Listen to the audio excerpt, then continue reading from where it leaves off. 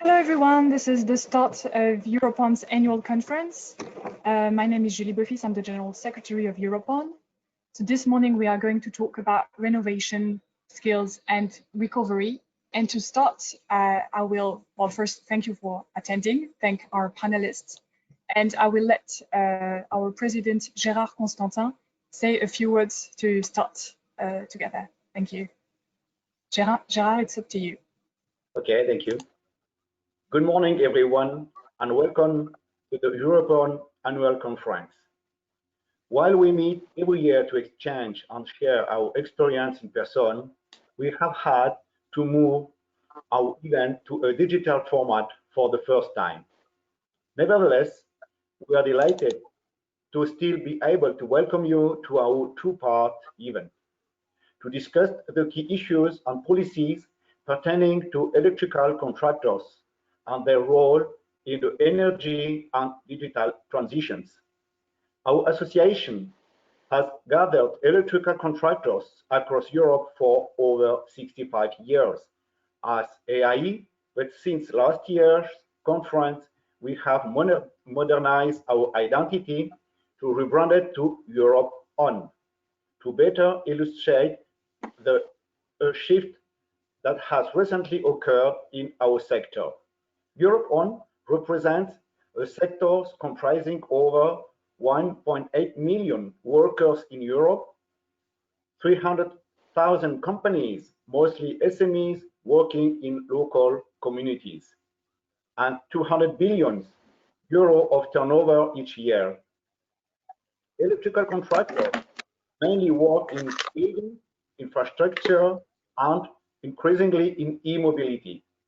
Our activities are fast evolving, and they range from installation and maintenance to advice and integration. In the context of the twin digital and green transitions, electrical contractors have had to follow the fast-paced innovation and development that are changing our energy consumption and more generally the way we live. The decarbonization of our economies entails electrification through renewables and electric and uses, all interconnected. Digitalization is altering our daily lives and opening the door to new ways of thinking and working. Electrical contractors operate at the nexus of the latest two transitions, integrating energy solutions with digital processes.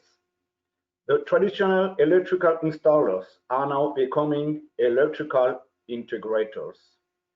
Today, we have decided to highlight this shift with two sessions emphasizing key aspects of electrical contractors' work. First, this morning, we will discuss the economic recovery through the angle of the European Renovation Wave and the associated electrical skills.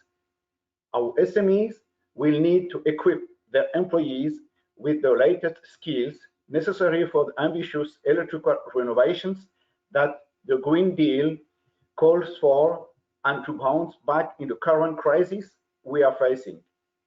In this spirit, EuropeOn launched less than a year ago the Skills for Climate campaign in order to raise awareness on these issues in the electrical contracting sector. Our Skills for Climate campaign has become even more relevant in times of COVID and recovery.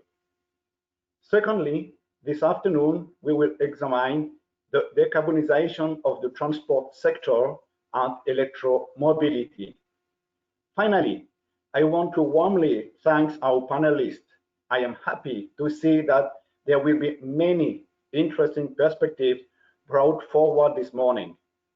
Furthermore, the presence of such distinguished speakers shows that they pay attention to our sector, and this is very meaningful for EuropeOn, especially in times such as these. Thank you very much. Thank you, Gérard. So, as you understand, this morning we will be talking about recovery, renovation, and skills through the electrical contracting sector's perspective. But we also have distinguished panelists that I just want to present very briefly. So first, we will be joined by Alison Crabb. She's head of unit at the Commission's Directorate for Employment, and she will introduce to us the newest initiative of DG EMPL, which is the Pact for Skills in the context of the European Skills Agenda. Then we will discuss with Stefan Moser from the Commission's Directorate for Energy. He will present what he's been working hard on recently, which is the Renovation Wave, through the angle of skills as a pillar of the Renovation Wave. Then we were supposed to be meeting with the member of the European Parliament, Pernille Weiss from Denmark. She's a strong supporter of all things about renovation and skills and SMEs in particular. Unfortunately, she won't be able to attend this meeting due to an extraordinary meeting at the Parliament. So she's really sorry for that, and well, we will have to shorten a bit the presentation. And then Aurélie Beauvais is with us. She's the Deputy CEO of SolarPower Europe, and she will talk about how the renovation wave can be ambitious and link it with skills and the deployment of solar energy all around Europe. Finally, our very own Martin Bailey, who's Vice President of EuropeOn and Chairman of our working group on the value chain, will explain to us the lessons learned from our Skills for Climate campaign and from our latest study on post-COVID business opportunities. So this will be organized as such. We will first have presentations from our panelists, and then we will keep roughly 30 minutes for questions and answers.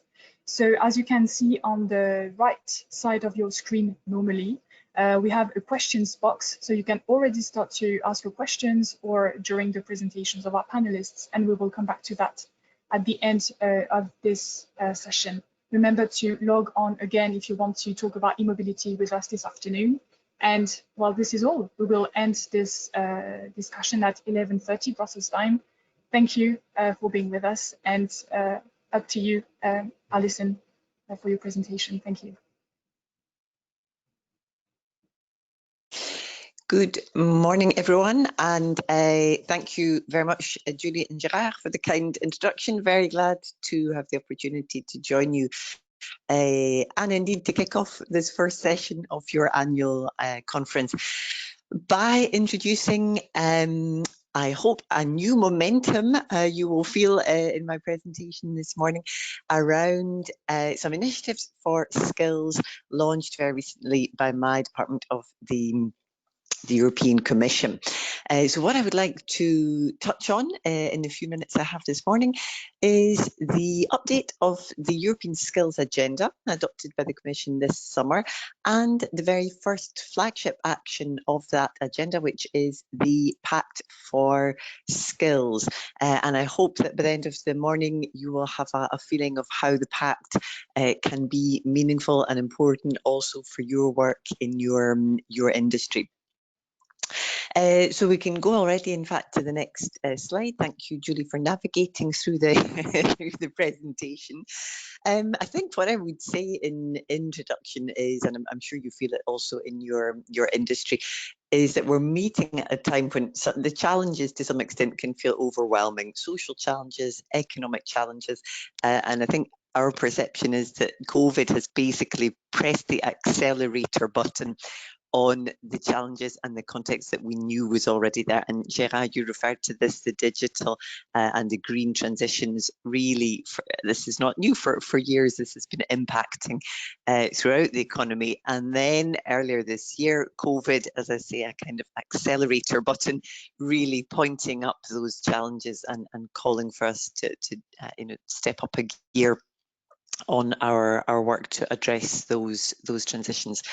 So from the Commission side then, in the middle of this year, we adopted an update of the skills agenda. Message very clear, and you see it on this slide. it's basically about skills for jobs. Now, there's no need, I think, to enter into the debate about how we use and build skills throughout life. Many of the skills that we use and we need at work, of course, we transfer them into other areas of our lives as well. But in this skills agenda, the focus is very clearly and firmly on helping people get opportunities to build the skills that they need for jobs of today and jobs of tomorrow, wherever they learn, whether it's in the workplace, whether it's in a formal education and training institution, in a community setting. We're looking at how to open up opportunities for people to build skills for jobs. So what can we do on this together in Europe? On the next slide, you'll see an overview of the actions of the skills agenda. There are 4 building blocks to that, the predominant one being, of course, this idea of skilling for a job. What does this mean in practice? Well, I certainly won't go into all of these details here, but it gives you a flavour, I hope, of the policy direction that we're hoping to steer in. When it comes to skilling for a job, just a few elements that I would like to highlight, because I know in your industry there is a lot of work going on exactly this.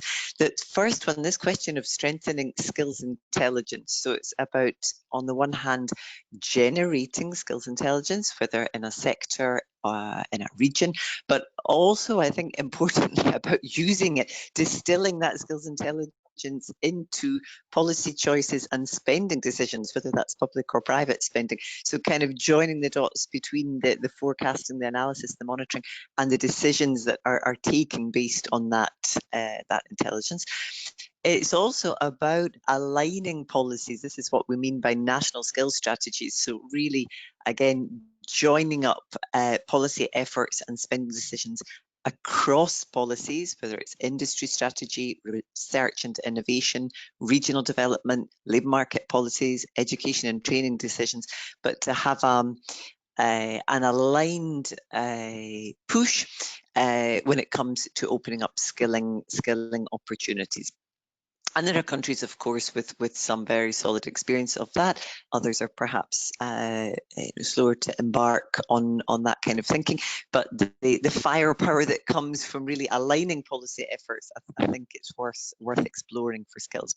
And the last point there to mention, of course, is vocational education and training. So whether that is initial VET or continuing VET, one of the actions underway at the moment is a negotiation with member states on a recommendation for modern, agile, excellent VET systems, and that should be adopted before the end of this month by member states. Other elements that you see here, lifelong learning, again, a push to get beyond an aspiration and really make it a reality. What can we do to get more adults learning? It's a tough one, but there are ideas that we would like to explore, possibly individual learning accounts. Some countries have experience of that. So credits of either time or money, which adults on the labour market can use to build their skills throughout their careers. There could be value in looking at European level on how we understand and quality assure the so-called micro-credentials, so ways of certifying shorter blocks of learning, type of learning that adults on the labour market might quite typically undertake. How is that learning understood, certified, shared across a sector or between sectors in a way that both employers and learners can trust? Also, we want to look at unlocking investment, public and private. This includes things like the ways in which companies are asked to report on investment in human capital. Is it investment? Is it a cost?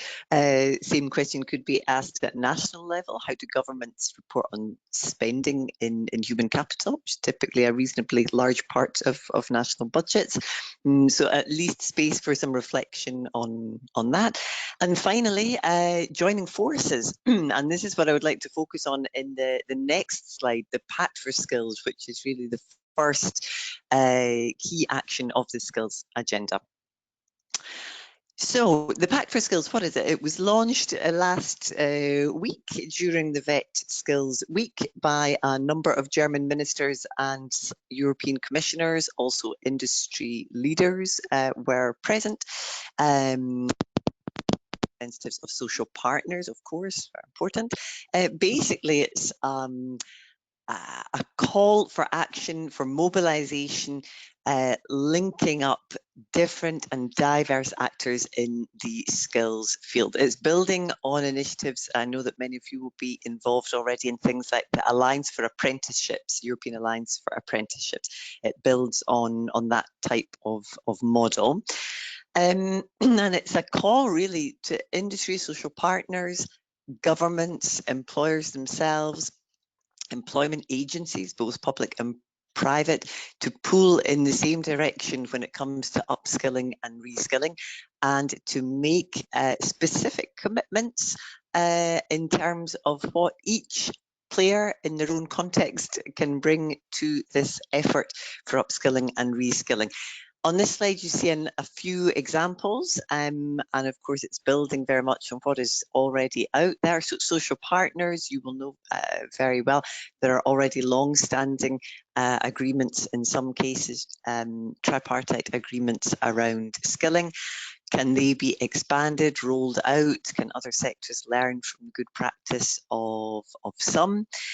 Particularly important, I would say, and it links to the ongoing efforts around industry strategy at EU level. Particularly important is the idea of working through an ecosystem. So a large-scale partnership reaching out throughout a so-called industrial ecosystem. And this is in the effort really to bind in SMEs, and I know that they're very numerous in your sector, to also bind in SMEs to these skilling efforts.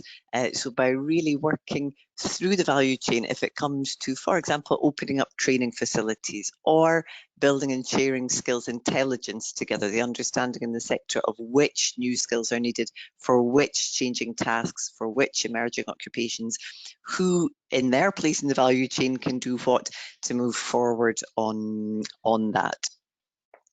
Also, the Pact will build, we hope, on the existing blueprints for skills. Now, some of you will have come across this concept of the blueprint for sectoral cooperation on skills, funded by the Erasmus programme, and these are reasonably large-scale projects running over 4 years, with the aim of working together to develop a sectoral skills strategy for growth.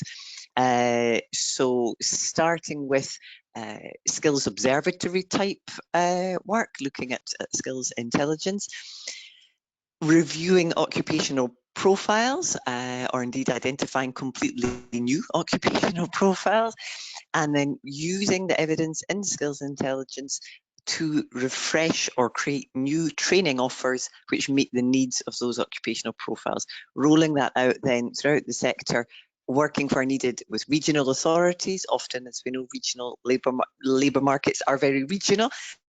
So binding in the regional decision makers also, and doing that in a way which should be sustainable. This is the goal, that it's not a one-shot approach. The idea is really to be able to build cooperation throughout a sector, which leads to sustainable structures for skilling and reskilling. So there is a blueprint in the construction sector. We might talk more about that later, but working very much in that way is to try to map them the skills needs, refresh occupational profiles, and deliver training which meets those needs. So on the next slide, we can take a look. I think it will be very, yes, this is a challenge for older eyes, but I know the material will be shared, I'm sure, after our meeting. Basically, what I would just want to highlight here is the bit in the middle called support from the EU. So in the course of 2021, in order to support the members of the Pact and their commitments, the Commission will do, as we tend to support Pact and Alliance work in this way, through networking, knowledge building, peer learning, signposting towards funding opportunities, EU funding opportunities, This is the way in which, through the Commission, we aim to be able to support the cooperation taking place by members of the Pact. A few of the commitments that were made at the launch last week, so 3 large ecosystem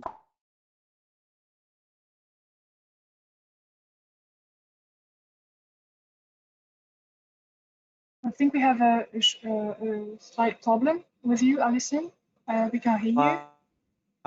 Have made commitments under the Pact. That is automotive, aerospace and defence, and microelectronics.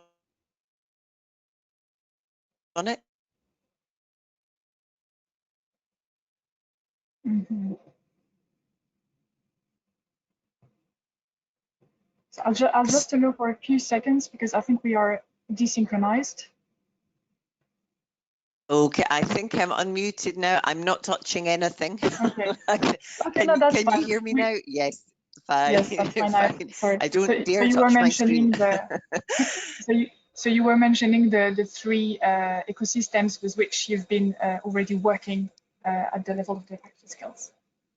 That's it. Yes, good. So you heard that. So last week, indeed, those 3 ecosystems came forward to make their commitments under the Pact.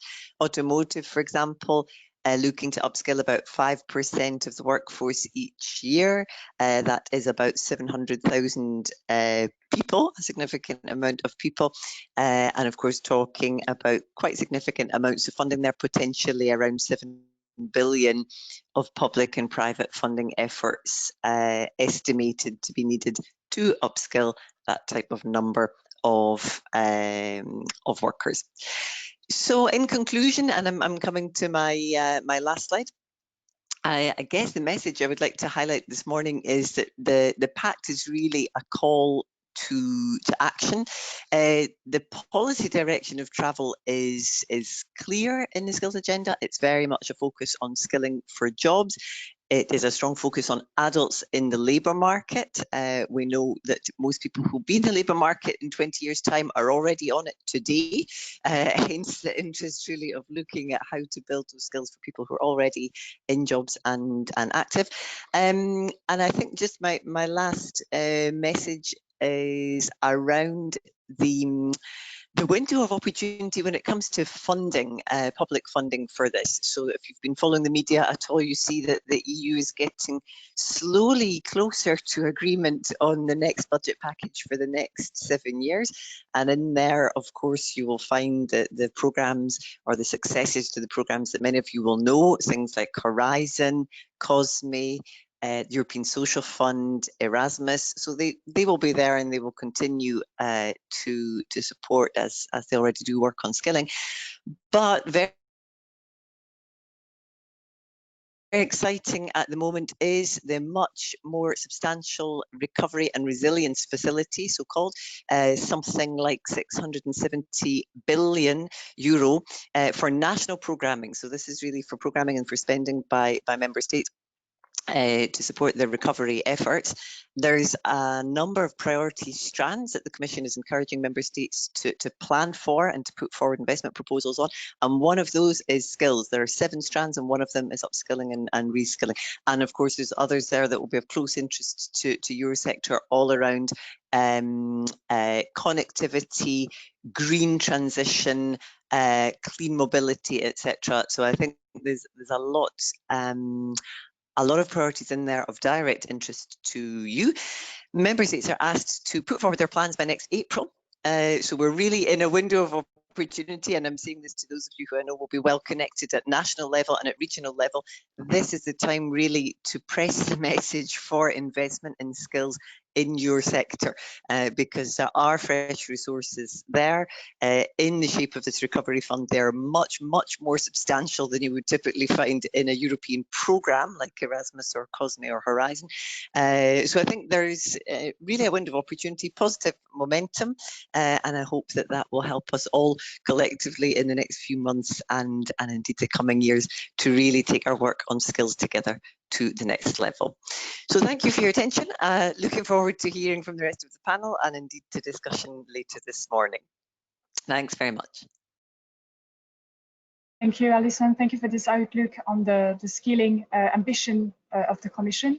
And indeed, coming back to the Pact for Skills, we've been, as EuropeOn, I mean, we've been quite involved on the reflection on the automotive sector. This is something that we will come back to this afternoon. Upskilling is definitely a key issue for electrical contractors in this new sector of opportunity for them. And we will very soon be discussing with Commissioners Schmid and Breton for skills and construction, which gives me a great way to make the transition to our next speaker, who's Stefan Moser from the Directorate for Energy, and who was really preparing the Renovation Wave strategy that was published a few weeks ago on the 14th of October, if I remember well. So, Mr. Moser, this is now your turn to discuss with us on the Renovation Wave and skills as a pillar. Thank you so much. Thank you very much.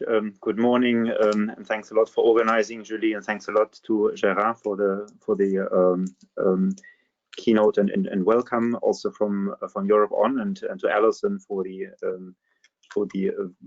I found very interesting overview on the Pact for Skills and the employment aspects. I would maybe, before looking more closely at the skills, introduce a bit the broader picture on the renovation wave, and I apologize also for not being able to show my face. There's a technical problem. Usually it works on GoTo on the mobile phone. It never works on a laptop, but I've tried to make it work, but I didn't dare now to play too much with it in order not to risk the connection at all, so apologies for that.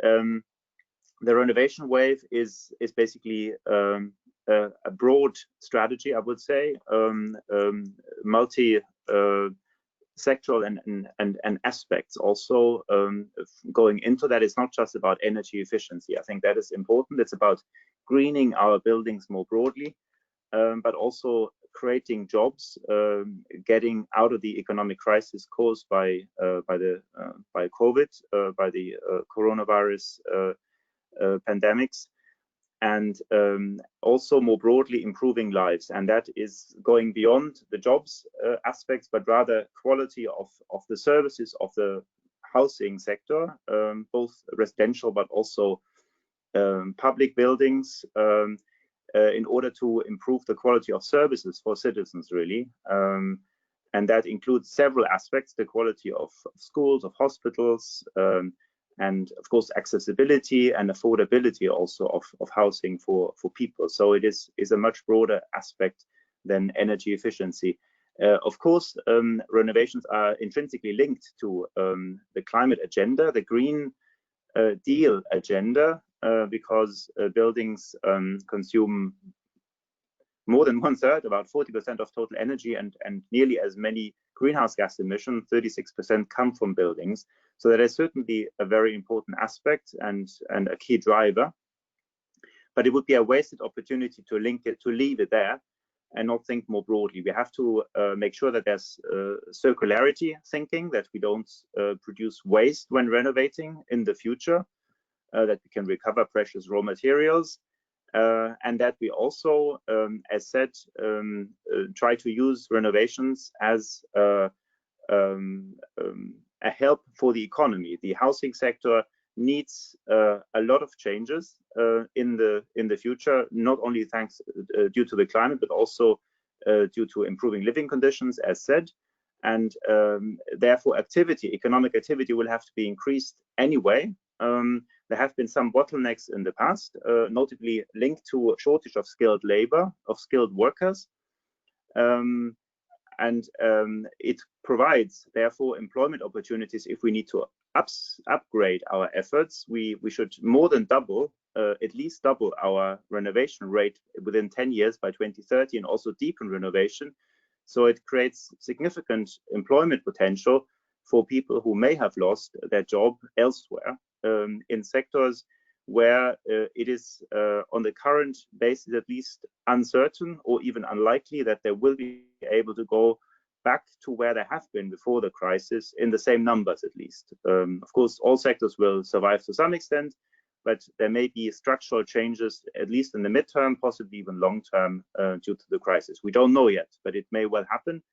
And an anchor of stability is the residentials, the housing sector, where basically significant employment potential is there, and where highly qualified but also workers, manual workers, can find employment in large numbers. So it's basically would cover the entire range of skills, which engineering, designers,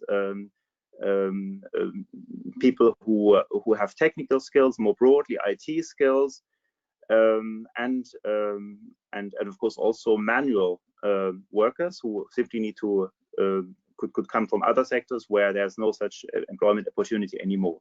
And we can use the significant funding from the recovery efforts of the EU in order to boost economic activity in the housing sector, in the construction sector.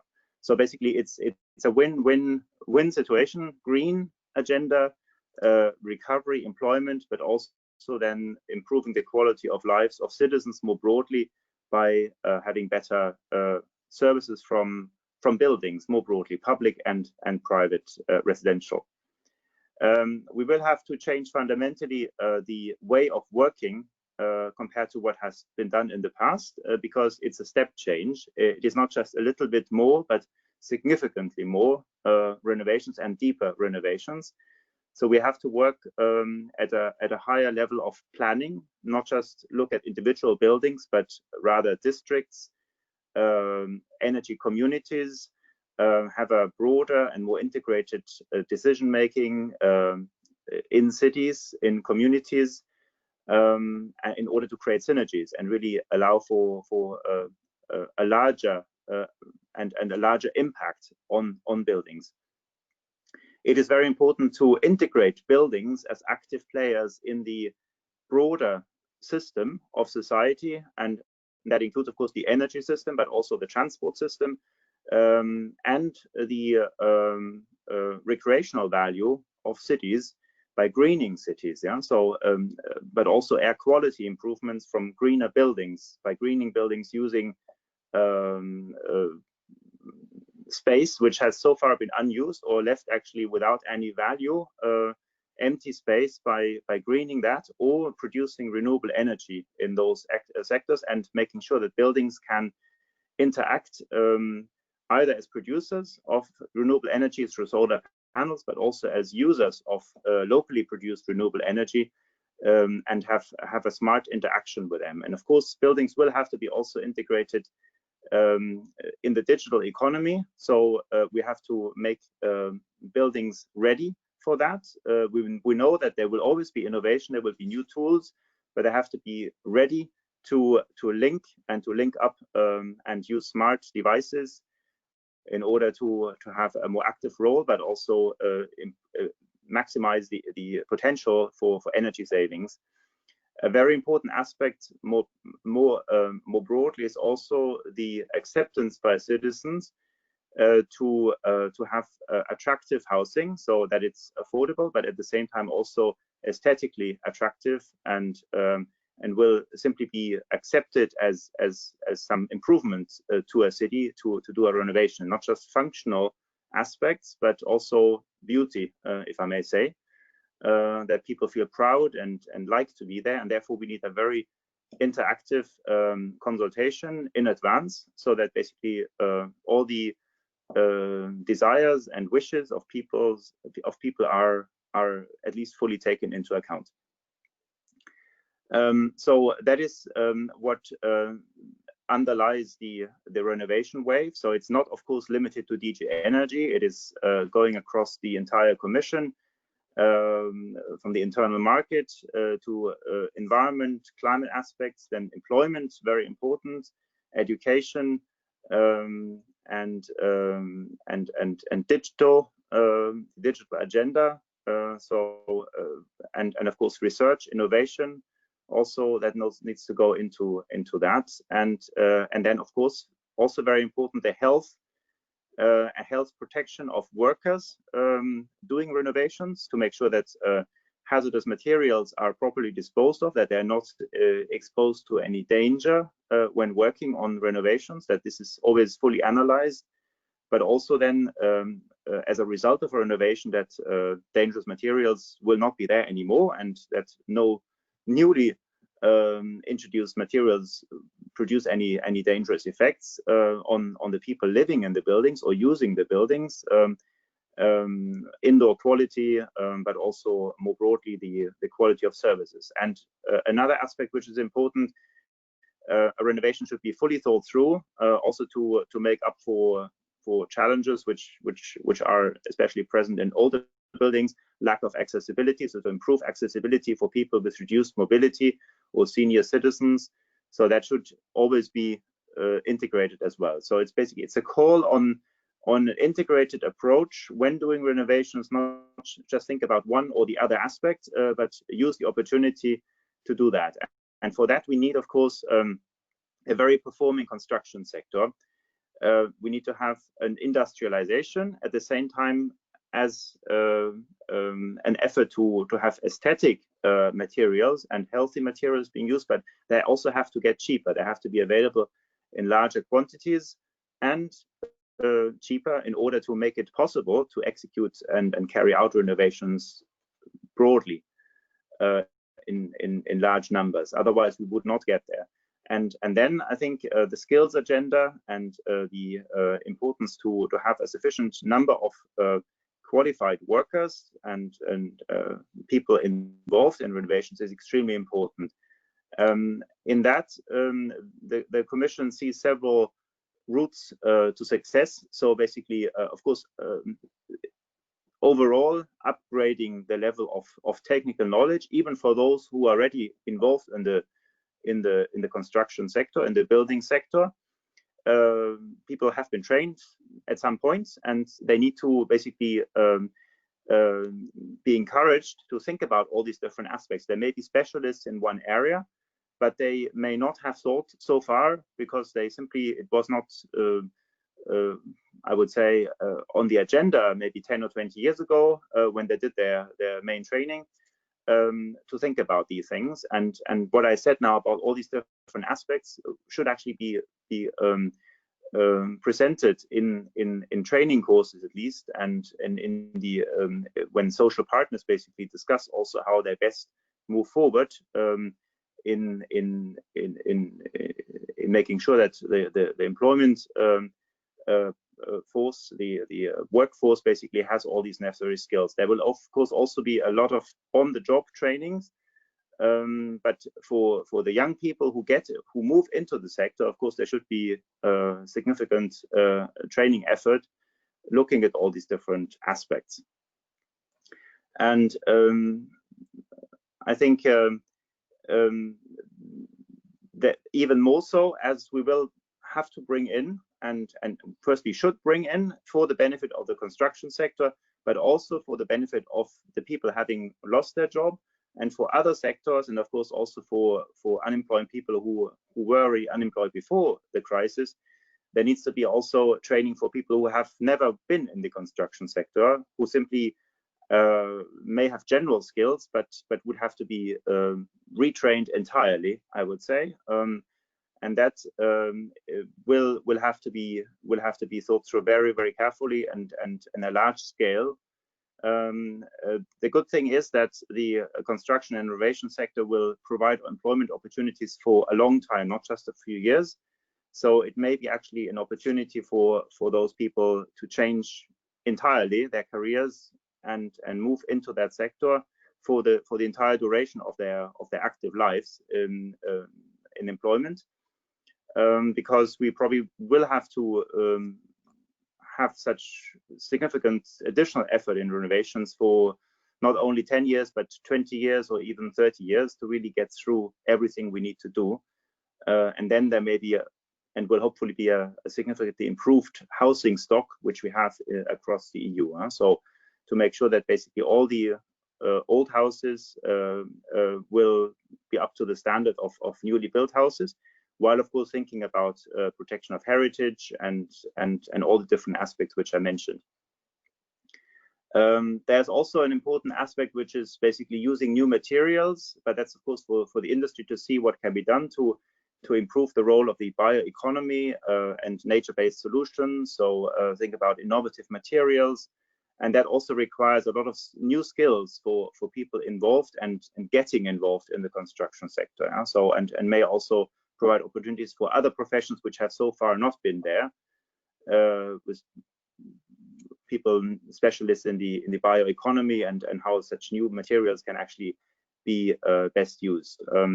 And a very important aspect is, of course, also increasing the opportunities for women in the construction sector, and they are clearly underrepresented, and a significant potential is, of course, there in encouraging women through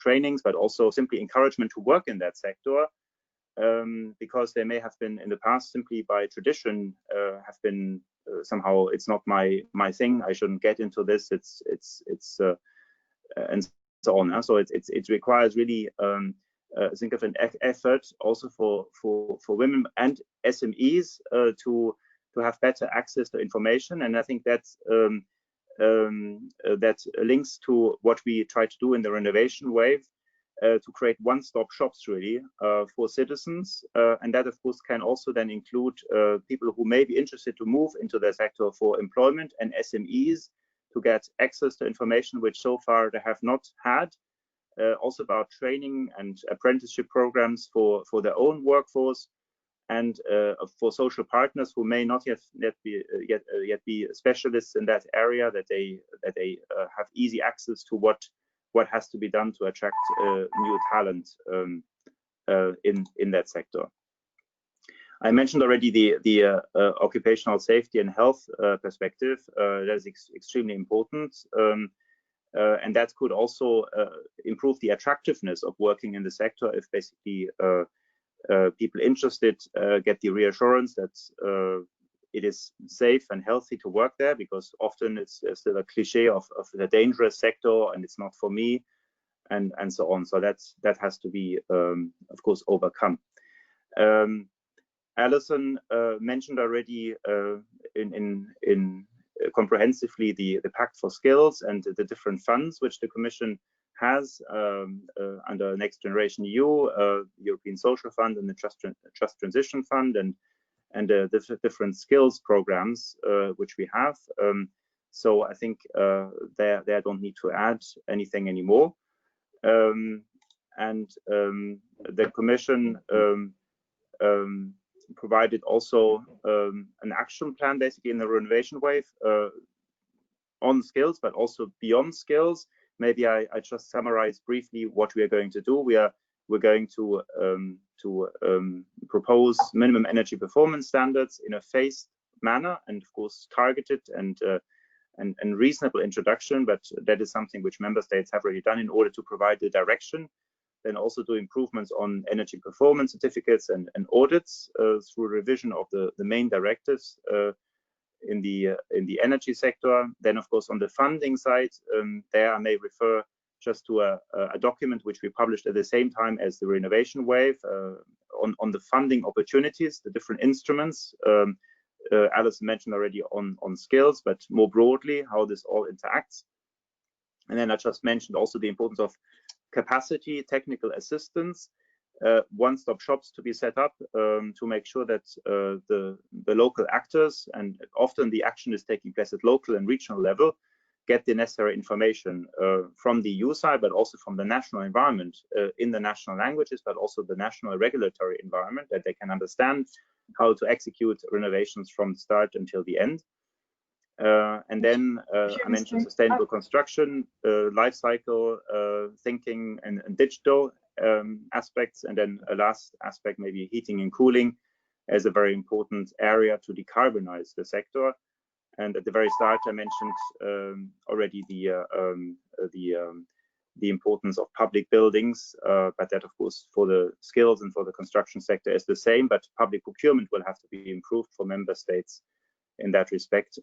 Green public procurement, there may be guidance from the Commission. So with that, I thank you very much for your attention and look forward to the discussion.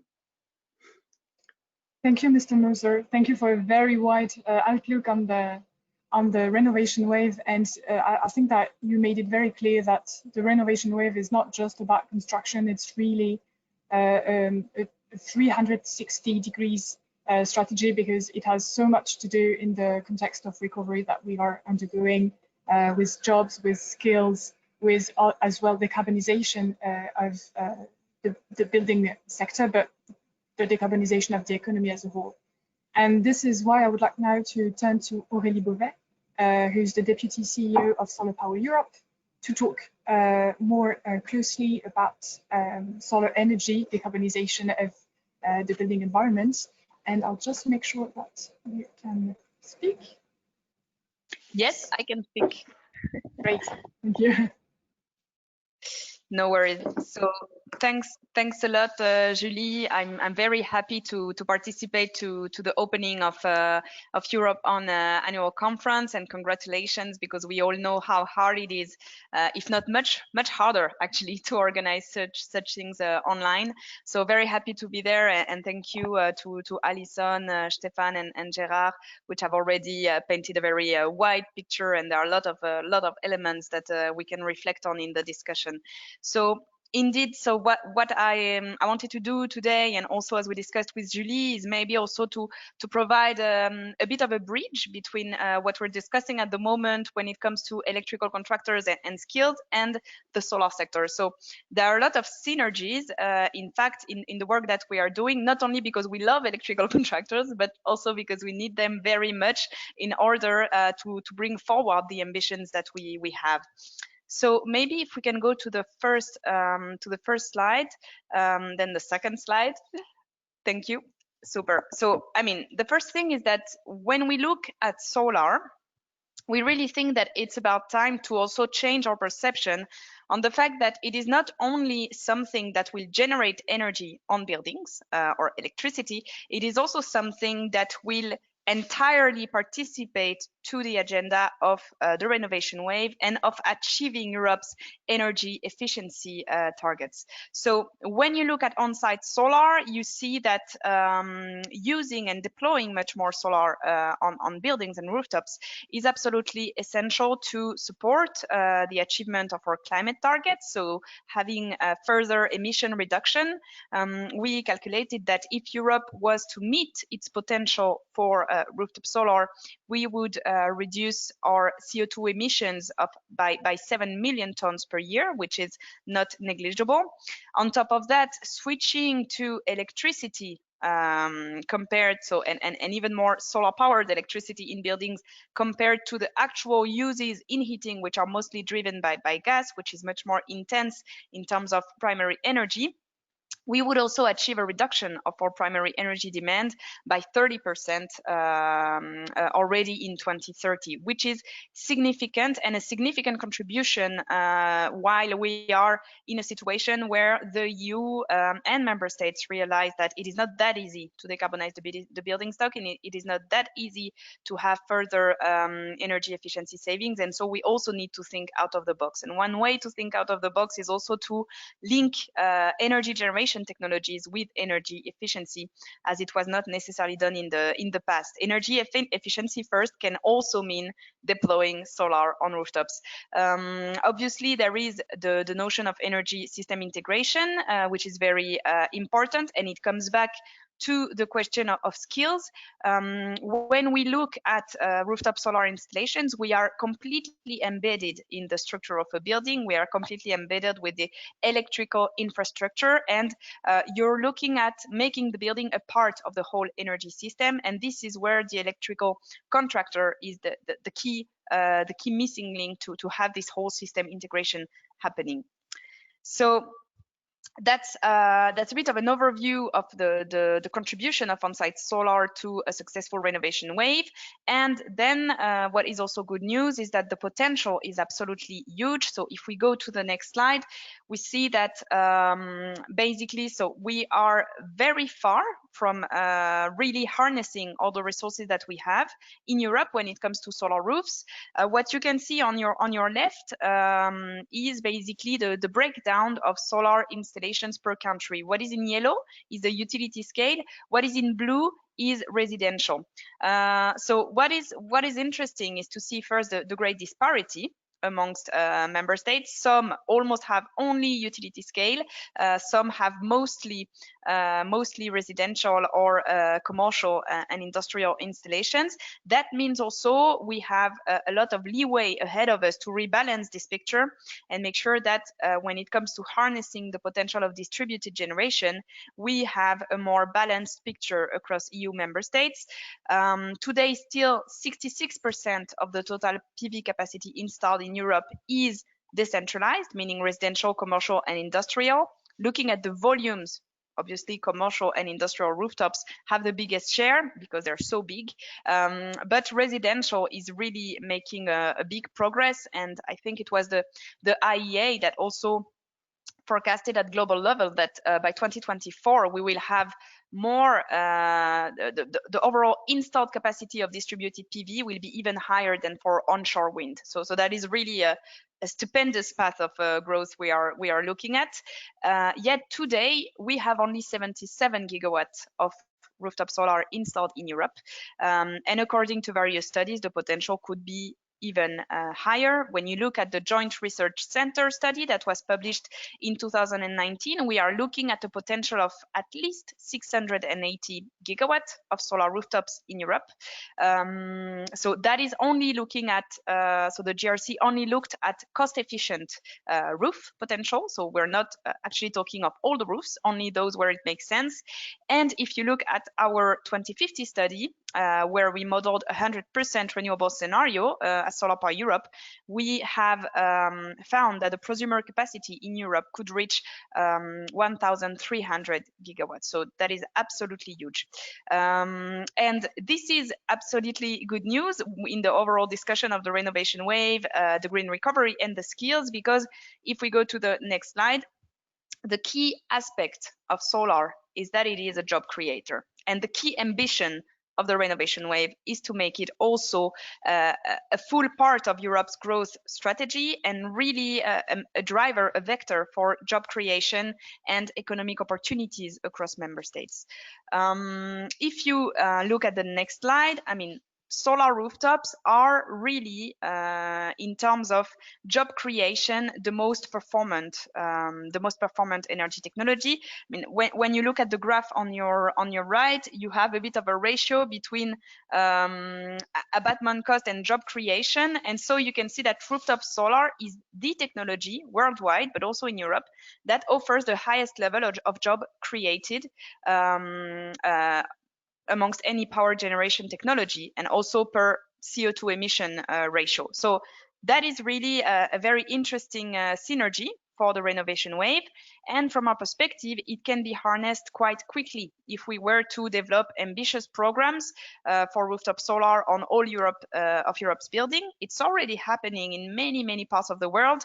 The EU is a bit late on some of their transatlantic neighbors, notably, but it's catching up. And notably, we see that cities have a tremendous role to play there. Today, they are the most ambitious compared to what we can see at national level. And so that could be very interesting to see as well how the Pact for Skills and the renovation wave can go up to the national, but also much more to the local basis, and make sure that cities are empowered to play their role there. If we look at the next slide, it comes back to what Alison was saying as well. That's also a question of industrial ecosystem, and this is, I mean, everywhere we look, we have this notion of ecosystem that comes back. When you look at rooftop solar installations, this is very important from this perspective, not only because the European Union is still manufacturing and actually quite ahead when it comes to innovation for PV manufacturing. And so we see that the segments that are the most suitable for solar rooftops are actually the segments in which the EU is best placed at global level. So when we know the importance that solar will have as a technology in the future, when we know the important job intensity of the technology, which is also, I would say, embracing much beyond the power sector. We're talking about the building sector, the constructors, the electrical contractors. All of this comes together, and you have to add to this the manufacturers, and this is particularly relevant in the current context, where clearly the COVID-19 crisis combined, I mean, it already started with the Green Deal, but really we see that the COVID-19 crisis introduced a complete shift, and that now at EU level and member state level, the question of technological independence and strategic independence is becoming more and more important. So if we go to the next slide, we see some critical elements that have to be put in place at European level to harness this potential. The good news is that at the end of the day, the Renovation Wave proposal has already tackled some of them. So the three key actions from our perspective to unlock the full benefits of solar rooftops and therefore also trigger the job creation that we're looking for, as well as the immense opportunities for the electrical contractors, is to set ambitious minimum renewable energy targets in buildings or requirements in buildings, which we see today is part of the proposals of the Renovation Wave. So that is good, and we want to see this being developed and implemented further at national level. We still need to remove existing barriers to the single market for construction products. What we see is that the construction products, construction markets are extremely fragmented, and that's very hard also when we come back to the questions of skills, because how to make sure that you're dealing with materials that are at least a bit similar. If you're a company and you want to be active doing trainings across various member states, you need to have a minimum level of consistency. What are the products that are allowed in a construction market? What are the products that you can use? It's also valid for solar rooftops, and it's also valid for building integrated PV, which is a very innovative solar technology. Coming back to what Stefan Moser mentioned, it's very beautiful. It's a technology that is very aesthetical, fit for design, and therefore we also see that it would greatly contribute to the overall thinking on the European Bauhaus. Finally, we need to remove remaining barriers to self-consumption, in particular for medium-sized installation. That is where we see big potential also for investments. So that's mostly commercial and industrial rooftops. Going next, so that was more for the regulatory barriers that we would see, or the regulatory improvements that we would like to ask for. But obviously then skills are the key gap that has been identified by our companies. It was already dating a year ago, but that's really when we discuss with our solar companies, they want more workforce, they want more skilled workforce, they want to be able to trust their workforce much more. And that's important not only for the companies, that's extremely important for the users, because in some countries you just don't have the skilled workforce, and what happens is that you have very bad solar installations that are being put on buildings, and then these solar installations either don't work, either then you have risks that are incurred for the user, for the people that live in those homes. And the problem is not the technology per se, it is the possibility to have this ecosystem where everyone knows how to install a solar panel, everyone knows how to install building integrated PV. I remember a funny experience from a friend of mine that was working in a big European DSO, super connected, super wired. He tried to have his parents in the south of France installing a Nest thermostat, and they realized that in the whole south of France where they were, there was absolutely no one that could actually put in place this thermostat in his parents' house, and this is in France today. So really the skills gap is huge. We see though that we have many jobs that could be created. The Renovation Wave mentions 160,000 green jobs. We think it could be even more. Today, in the European solar sector, we employ 127 people. And only looking at solar, the capacity is going to grow significantly. We are at the beginning of an exponential growth. I think it's the International Energy Agency that said some weeks ago that in 5 years' time, solar will be the biggest installed capacity in Europe in terms of energy generating technology. That is what we are facing. That means huge growth in the next 5 years. And that means a lot of jobs. But obviously, we need to make sure that these future workers will have the appropriate trainings and skilling programs in order to ensure the volumes, or to secure the volumes that we need, and to make sure that it is safe for everyone, for the workers and for the citizens.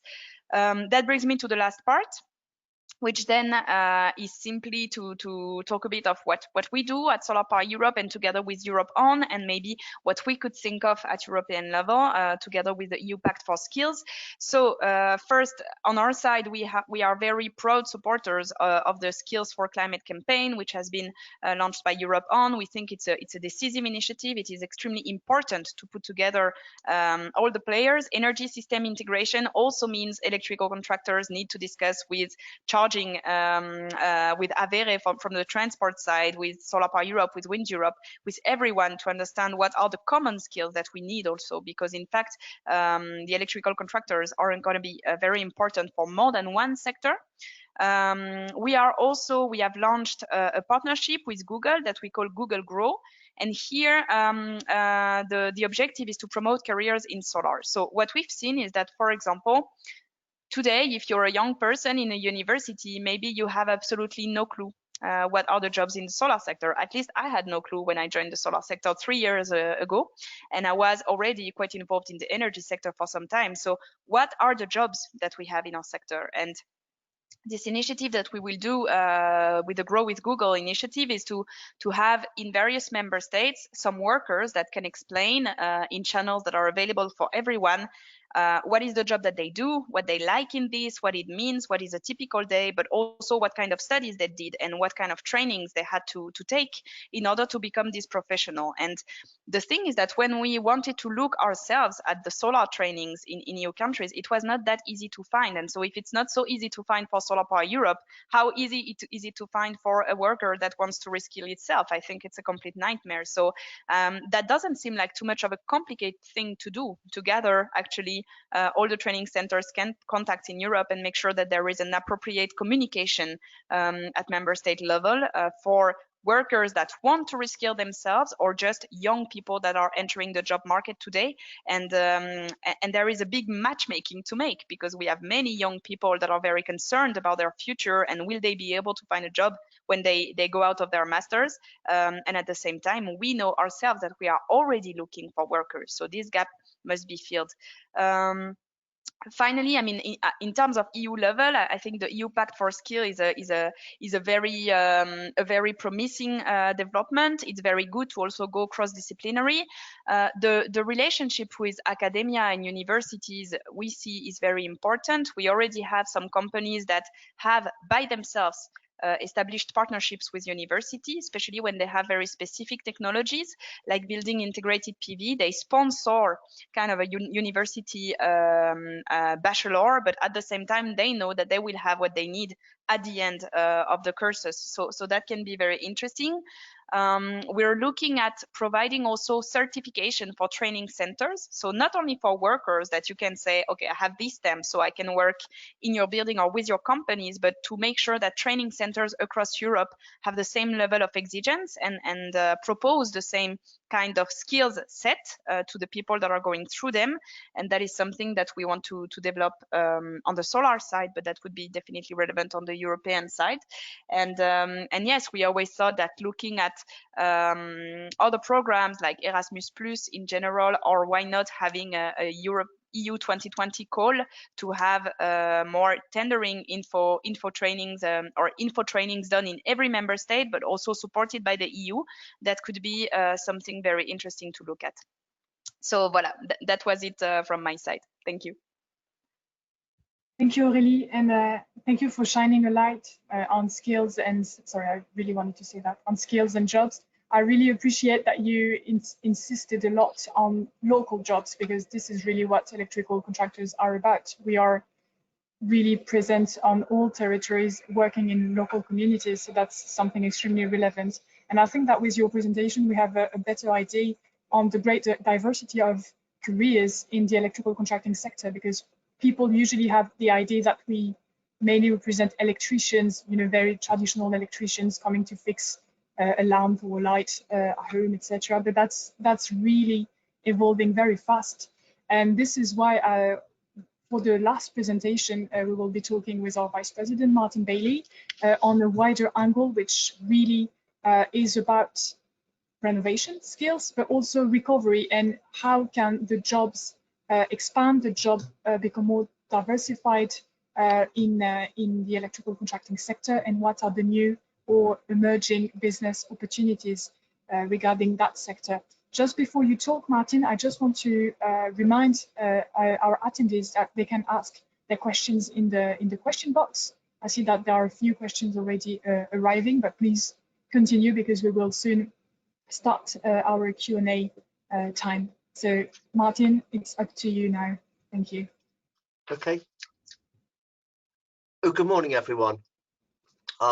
Yes, I'm going to say that I think as electrical contractors, we're very, very proud of what we can do, and potentially what we can do in the future with integrations, etc., and the new technologies. But probably the most thing that we have is a great passion about the people who we employ and their high level of existing expertise, but their potential as well. EuropeOn, through Skills for Climate, have promoted skills and careers that will boost a recovery based on a green and digital transformation. But very importantly, that transition, if it's going to be green and digital, needs skilled professionals. And hence we have been very active in trying to go and contribute to the EU Pact for Skills. And when we go and look in our sector, we have 1.8 million electricians who largely go and work for small and medium enterprises and very small enterprises. But those companies at this time actually do face unprecedented unpredictability. We as EuropeOn have assessed the situation. And rather than being negative, we believe we can adopt a very positive view to the current disruption and make sure we turn it into business opportunities, and also making sure that we assess the skills that we do need to go and bounce back. I'd now like to give you a brief overview of our findings. What we did was we went and did quite a lot of analysis, looking at SWOT, PESTEL and Porter, looking at our sector as a whole, which was an exercise that we'd done in the past, but we re-resurrected it and looked on the post-COVID situation. If we go and look, so what comes out very strong is society priorities are changing, but there are going to be increased business opportunities. But very importantly, we have to get the enablers for those, and do watch out for the areas of vigilance. And we do feel responsible that we do need to go and talk to the EU Parliament to make sure that their policy does help us in this way, so we can go and bolster the opportunities and move away from the areas of vigilance. Next slide, please.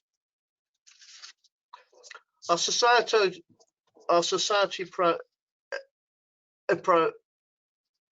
priorities are changing, and we have identified those firstly as a green recovery, secondly an improved quality of life, and thirdly new ways of working.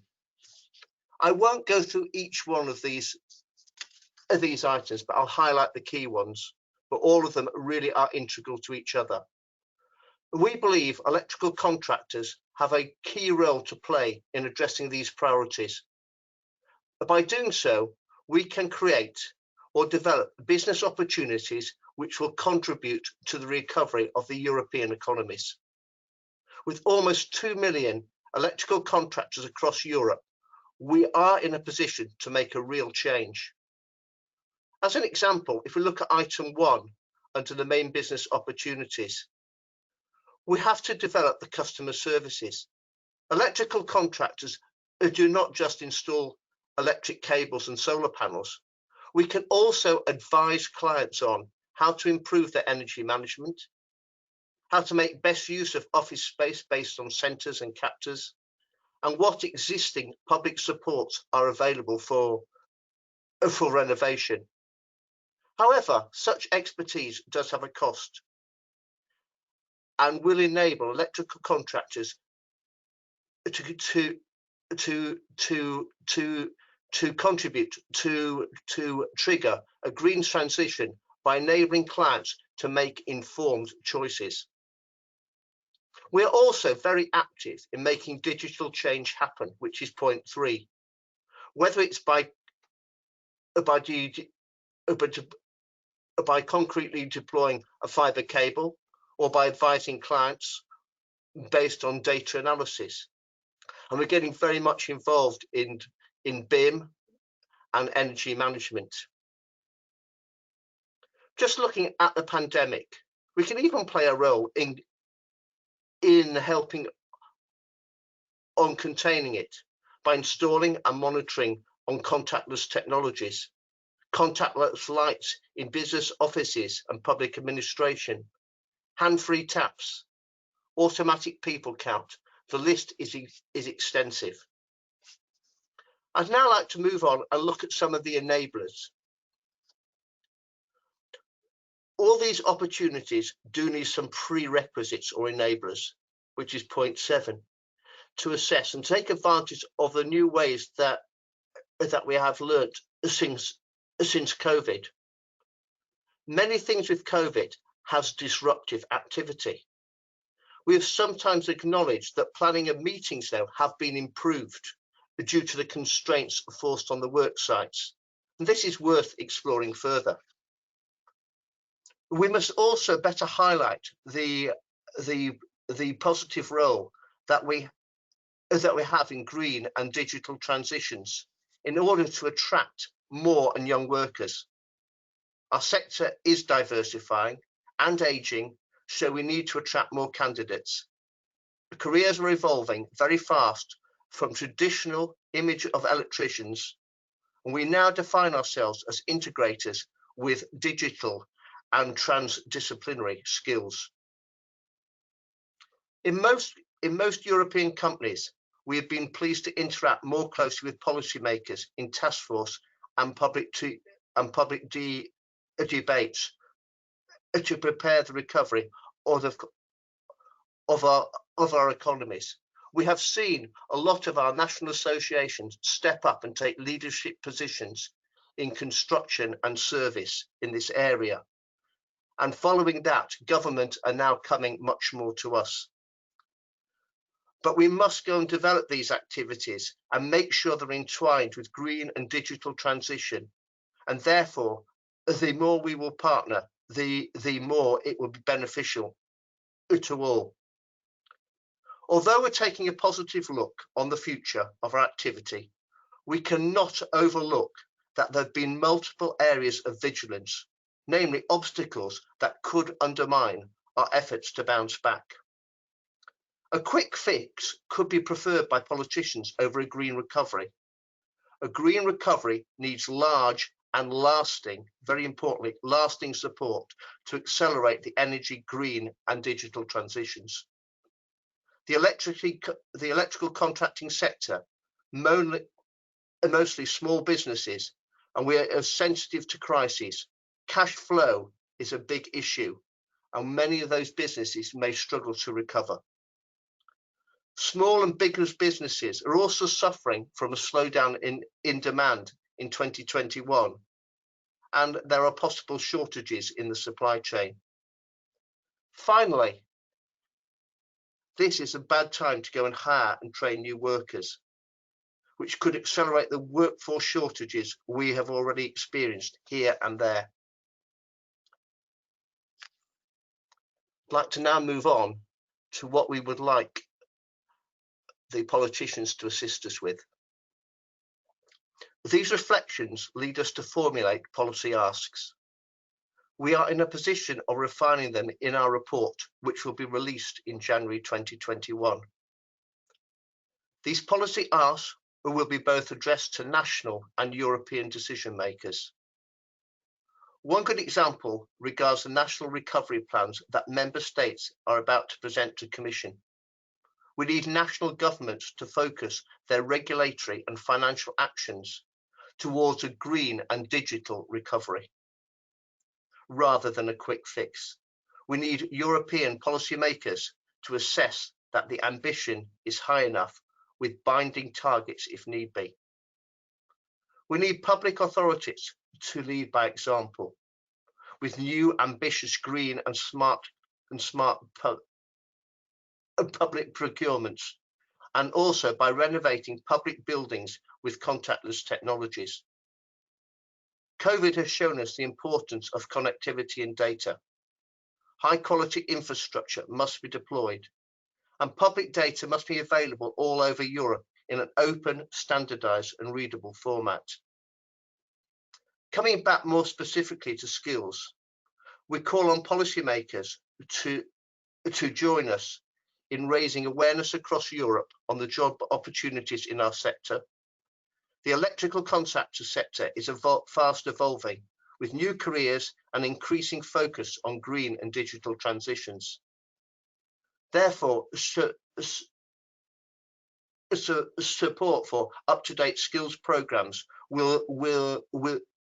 should be salient in all national recovery plans. Some countries have taken exceptional measures to prevent apprenticeship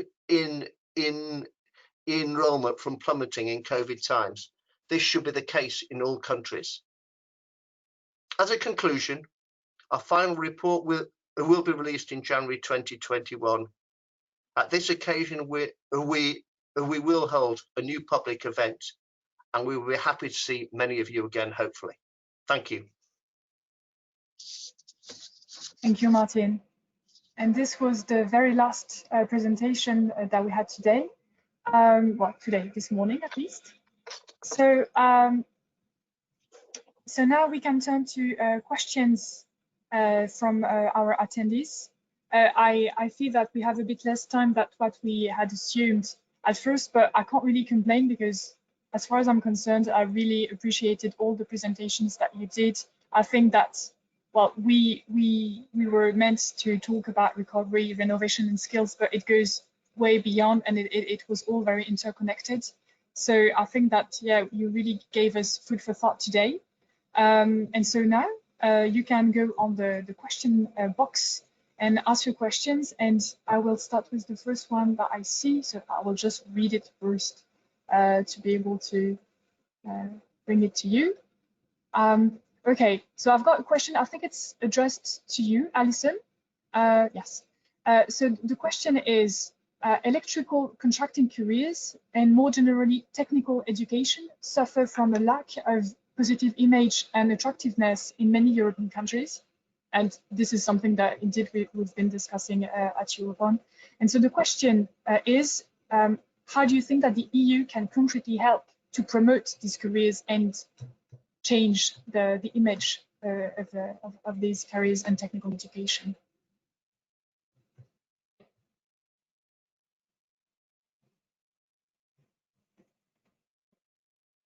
And I should say on my screen, I don't see any question box, so it's a bit of a live fire experience. But that's a very good question, and I think it has at least a couple of main tracks of what we can do together, whether it's at European level, national, or regionally. I think it's about attractiveness and quality, and very often. I think the debate is kind of reduced to an oversimplistic statement that, you know, careers in such and such a sector are not attractive, they're not perceived as attractive. part of that can be misunderstandings about what is on offer. And I think, you know, the panel this morning has been so interesting for me to get a deeper understanding of the type of work and the potential and the perspectives that are there. And the other side of that coin, which is so closely related, is quality of jobs and quality of careers and quality of training opportunities. And for that reason, you know, I always say that the efforts to promote attractiveness and reinforce quality have to go hand in hand, because they're really two sides of the same coin. So what does that mean at European level? It means continuing to work on things like a better an easier shared understanding of trainings and qualifications, so that workers and employers can more easily communicate across companies, across sectors, across geographical borders also, obviously, when we're talking about moving around Europe. So reinforcing that, let me call it the quality dimension, that quality dimension of trainings on offer. And what we try to do, of course, at European level is kickstart all of that. It's partly with project funding. So a lot of people in the conference, I'm sure, will have experience of things like Erasmus funding in projects that work on exactly that. Then every year, of course, the Vocational Skills Week campaign that is organised. Last week, 3 million registrations. It's quite astonishing. In events across Europe, so not only the EU centralised events, of course, but all the local and the national ones that are taking place also under this banner. So efforts like that, which are communication, but as I say, I wouldn't want to reduce it to that, because awareness is one thing, but it's an understanding also of the quality that is on offer, and that, of course, is at the heart of your work, to refresh training modules to make sure that the training is right for the skills needs. A lot also, and we've heard it about working hand in hand with workplaces. So some countries take different approaches to this, of course, but very generally speaking, the more work-based learning, quality assured work-based workplace learning there can be, the more attractive the training output at the end. So that's kind of a few elements of reply. I would say for me, main message is yes, attractive awareness raising, but also really looking at the roots of the issue, which is the quality of the training on offer. Thank you, Alison. And I just saw that you were telling me that you had some connection problems, but we heard you very well, so it was very clear. Thank you. So I see another question, which, yes, I think that would be rather for you, Mr. Moser. So following the release of the Renovation Wave, that's definitely for you, many legislations will be revised in 2021. So I guess that this is referring to EPBD, Renewable Directive, Energy Efficiency Directive, and so on, the so-called Clean Energy Package. And so to what extent is the Commission going to promote more electrification in these revisions, and with which technologies? So can you tell us a bit more about this?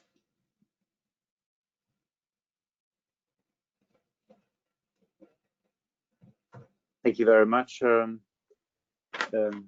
Julie, and also Alison for the previous very interesting reply. On the promotion of electricity, basically, you're aware of the strategy from the Commission side on energy system integration, smart sector integration. It's sometimes one or the other title is used, and words are used, where we have a clear hierarchy of what needs to be done. The first one is, of course, energy efficiency, and then second, electrification, and the use of electricity as a main source of energy, I would say, and that includes also the heating sector, and only what in addition is required, what to fill the gap, basically, should be covered by gas. Of course, decarbonized gas as much as possible. So I think that is our broader thinking, and We will notably, in the revisions foreseen for 2021, promote the decarbonization of the heating and cooling sector, which requires basically a very strong uptake of electricity through heat pumps, but also other forms of renewable energy, like geothermal. And what we will also try to do is that the buildings will be not only smart ready, but active players in the energy system by being producers and consumers of locally produced renewable energy. And that is to a large part electricity from solar panels. Of course, not only, there can also be wind and other sources, but electricity is certainly the key for the production through solar and wind, but also how modern buildings will be heated in the future. There is, of course, the big question of the transition from, in particular, coal, where in certain countries, in several countries, coal is still used as a main heating fuel, and of course there will be quite an attractive proposition to replace that as a quick fix by gas. We are certainly open to that, but we can only underline the importance of avoiding a further fossil fuels lock-in, carbon lock-in.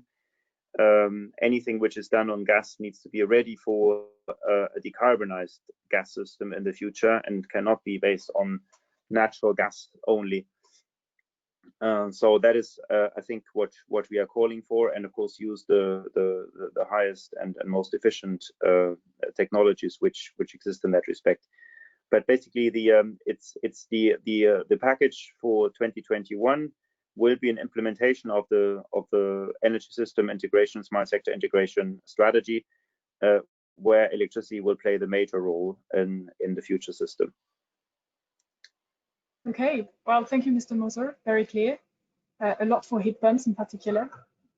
So before going to another question, I just wanted to ask our panelists if they actually want to react to something which has been said in other presentations. If you have a question, because, well, it's also for you to discuss. So I don't know if someone wants to talk. Gérard, yes, please, go ahead. Okay, thank you very much. I just want to react. It was before the question about the image of the workers, about the apprenticeship. And you answer, Alison, about the quality of training. And I would like to insist that it's very, very important. In the apprenticeship, normally it's 3 or 4 years for an apprentice, and then these young people go to upscaling. We have in some countries in Europe, like Germany, like Austria and Switzerland, after the apprenticeship, to improve the quality of training, we have another level. It's bachelor, professional bachelor, and then 2 more years, master, professional master, exactly to improve this quality of training in the companies. And that I didn't see in your report. So if you can add that, we have to make a big effort for the quality of training for these young people. I am myself expert for the world skills of Switzerland for some years, and this point is very important. We have to improve the quality of training in our companies. Thank you. Thank you, Gérard. Thank you. Excellent. Well, is there any other point that our panelists would like to raise before we part after this morning session? If I may, Julie, just one last question to Alison. I know you've been cooked a lot by people today, but maybe it would be very interesting for us to understand how concretely the European Commission is going to follow up with member states in the frame of the Pact for Skills to make sure that yes, the money is being spent, but it's being spent as well for efficient purposes, that the trainings can really get off the ground very soon, and yeah, to make sure that national strategies are also aligned with the overall needs of the sectors.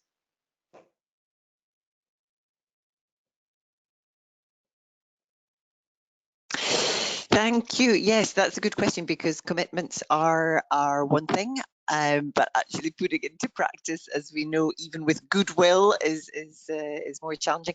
I mean, I think there's different aspects to the reply.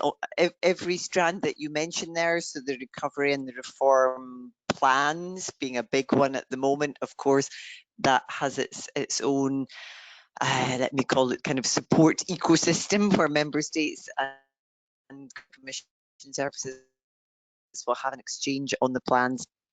And then there will be a system in place, certainly, for monitoring and follow up.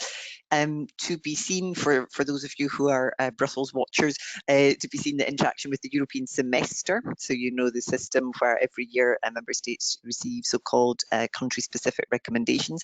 And in recent years, those have increasingly been around also vocational education and training provision and labour market reforms. And that is now a well-established process of reporting, exchange, dialogue and monitoring. Something along those lines, perhaps, for the recovery plans will be a similar process. Then, of course, there's the usual programme funding proposals that those of you engaged in things like Erasmus and Horizon will know all about that, the normal project life cycle. And then more generally, pledges and commitments under the alliances, those of you who know the Alliance for Apprenticeships. Those are regularly reviewed, and actually through the Pact we're looking at a kind of tracker or monitor which is used in some other contexts. For example, the Digital Skills Coalition has started to use a so-called pledge tracker to make very public then on the website for all interested what is the state of play on the different commitments and the pledges that are made. And I think for this way of working for our an alliance really to take wing, that's a good approach to building that kind of monitoring and sharing of results of the monitoring. So those are some of the lines that we're thinking along. Thank you so much, Alison. I know that you have to rush into another meeting, so I don't want to hold you too much. So thank you again. I think that we are actually coming to the end of this session. So if you have more questions, please join us at EuropeOn, and we will be very delighted to answer it or to pass it on the relevant speaker. I really want again to thank our President Gérard Constantin, as well as all of our panelists for this morning's session, and of course our attendees. This is why I also want to invite you to join us this afternoon if you want to know more about e-mobility and consumer empowerment, because this will be our focus from 1:30 to 3 p.m. Brussels time.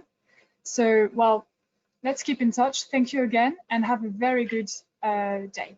Thank you. Thank you very much. Very interesting, really. And all the best. Thank you. Look forward to the continued cooperation. Bye-bye. Thank you. Bye. Have a very good day.